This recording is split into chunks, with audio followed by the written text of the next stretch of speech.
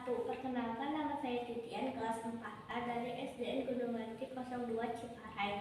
Saya di sini akan mempresentasikan buku yang berjudul Semut yang Hemat dalam bentuk dongeng. Penulis Rafiq Ar-Rahman, penerbit Makhlus Bandung.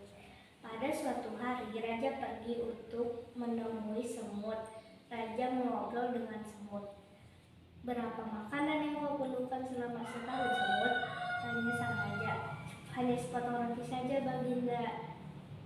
Raja pun memberi semut sepotong roti, tapi dengan syarat semut harus memasuki tabung khusus yang sudah dia isikan sepotong roti.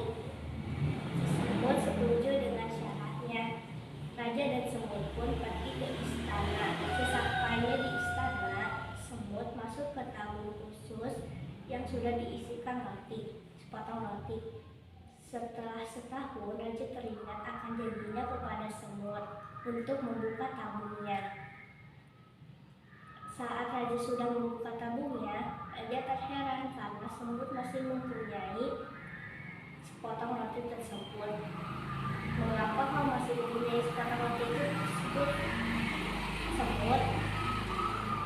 Apakah kau pernah sakit?" "Tidak, Baginda, hamba hanya menyisakan sepotong roti ini karena hamba khawatir raja tidak membuka tabung ini." Raja senang mendengar penjelasan dari si semut.